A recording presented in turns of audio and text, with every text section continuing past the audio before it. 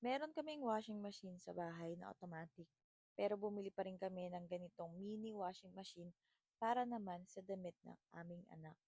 Yes, you heard it right, para lang 'to sa damit ng aming anak. O 'di ba, baby pa lang yung anak namin pero may sarili na siyang gamit. Kung kayo ay nasa condo or maliit lang ang bahay ninyo, ay maganda itong washing machine na nabili namin dahil napaka-compact niya and very useful mga mare. Meron ito yung twin tub na kung saan may kasama ng dryer, pero itong napili namin is yung washing lang mismo.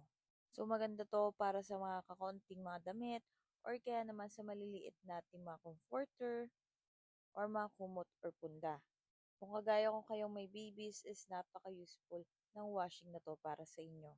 Yun nga lang sa item na 'to is parang 5 minutes lang yung ikot ng washing, kaya naman kailangan mo siyang manually naiikot po ulit.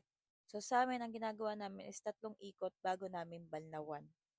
O 'di ba, napaka-useful at napaka-compact ng washing machine na 'to. Kaya naman kung ikaw ay struggle din sa space, ito ang para sa'yo.